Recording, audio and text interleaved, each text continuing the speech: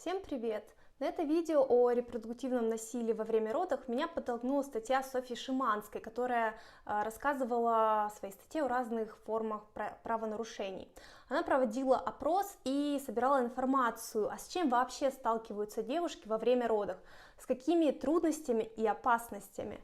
В предыдущем видео мы с вами попытались разобраться, откуда растут ноги у этой проблемы, и перед тем, как мы продолжим, давайте закрепим знания и обозначим определение термину репродуктивное насилие. Словарь, однако, тут бесполезен, так как этого термина не существует, как и всего плохого в России. Но имея при себе соответствующие знания и хорошую наглядную схему, которую составила организация планирования семьи в Оттаве, можно примерно объяснить термин следующим образом. Репродуктивное насилие – это действия, которые направлены на сохранение власти и контроля над репродуктивным здоровьем женщин, действия, препятствующие сознательному решению женщины иметь или не иметь детей, а также действия, которые являются нарушением законодательства, прав или рекомендаций Всемирной организации здравоохранения. Надеюсь, что сейчас стало немного понятнее. Вернемся к вышеупомянутой табличке с хэштегом «репродуктивное принуждение». Она на английском языке, и можете поставить видео на паузу, прочитать содержимое. Но так как эта табличка сделана канадской ассоциацией, нам с ней немного не по пути. Поэтому давайте попробуем заполнить ее вместе, ссылаясь на наши исторические реалии. И при этом мы оставим все те же 3 строчки с видами принуждения: давление, саботаж систем противозачаточных средств и контроль беременности. Что мы запишем в первую строчку? Первую строчку мы запишем: давление партнера или родственников иметь детей. Второе будет отказ от использования противозачаточных средств, умышленная порча презервативов или подмена таблеток. Третью колонку я оставлю на вас, чтобы вы в комментариях написали свой вариант, который вы добавили бы в тот или иной вид репродуктивного принуждения, оно же насилие. Это будет наш тимворк. А я перехожу к следующему виду, и это саботаж, то есть противодействие осуществлению. Здесь мы запишем закрытие точек продаж противозачаточных средств, также прекращение импорта или производства противозачаточных средств. Третью колонку по-прежнему я оставляю на вас, чтобы вы в комментариях написали свой вариант. Третье – это у нас контроль беременности. И сюда мы однозначно запишем мораторий на аборт как вид государственного контроля. Или угрозы сделать аборт как контроль партнера. Вы заполняете третью колонку, а мы переходим непосредственно к рассказам о правонарушениях при родах, которые собрала Софья. Запреты и принуждение. Я готовилась к родам и читала, что не обязательно ставить клизму, а меня все равно затолкали в процедурный кабинет и сказали: я роды твои принимать не буду, мне не надо, чтобы ты на меня обосралась. Отказ в анестезии. Грубые прикосновения. Отказывали в обезболивании после кесарева, демонстративно, с формулировкой: ты даже роды не знаешь, что такое. Думаешь, полежала, родила и все? Пусть у тебя хоть сейчас поболит. Медицинские вмешательства без согласия роженицы. Пришла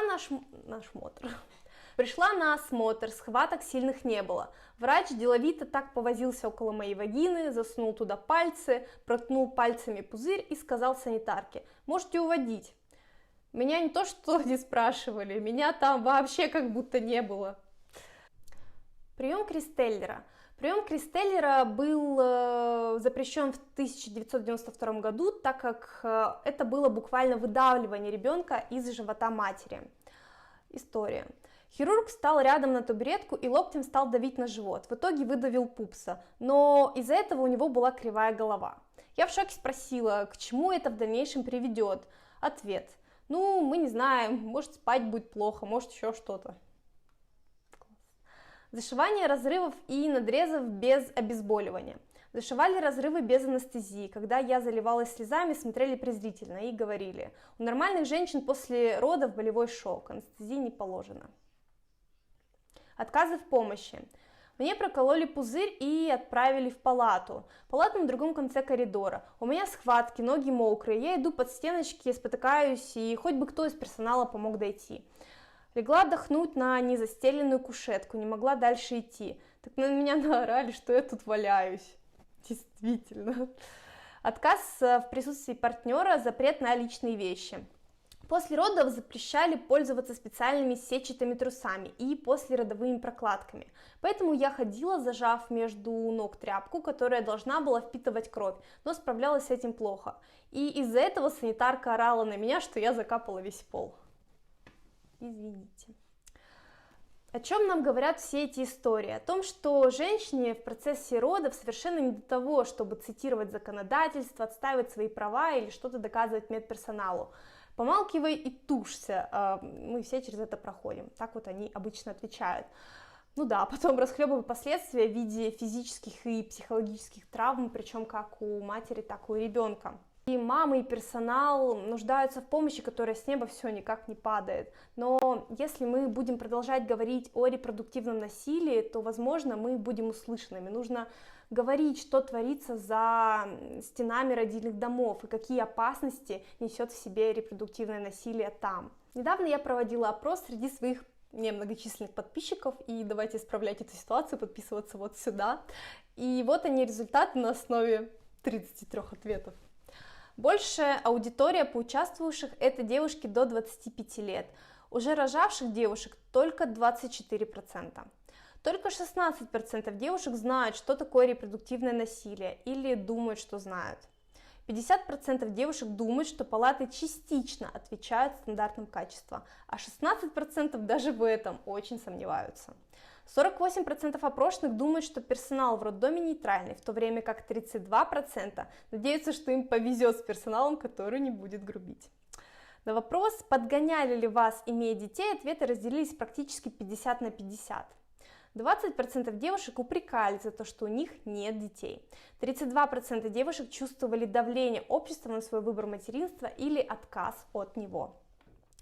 50% девушек сталкивались с трудностями при родах и с грубым персоналом. Из этого небольшого вопроса следует вывод, что репродуктивное насилие, тема репродуктивного насилия актуальна и при этом не афишируется. Большая часть девушек хочет верить, что им повезет, как с больницей, так и с персоналом. Проблема в том, что мы не должны надеяться на удачу, мы должны быть уверены в том, что наши роды пройдут как минимум в хорошей палате с компетентным персоналом и при соблюдении всех правил и норм. Однако при текущих обстоятельствах мы действительно можем лишь надеяться на то, что ситуация улучшится. Поэтому я надеюсь, что в скором времени хотя бы эта часть проблемы репродуктивного насилия будет решена, рассмотрена и решена. И в чистеньких родильных палатах будущих мам будут встречать добрые и компетентные врачи, а выходить уже будут мамы с здоровыми детишками и новой верой в государство. Спасибо всем, кто досмотрел этот ролик до конца. Обязательно посмотрите предыдущие видео, подписывайтесь на мой канал, оставляйте комментарии и всем пока!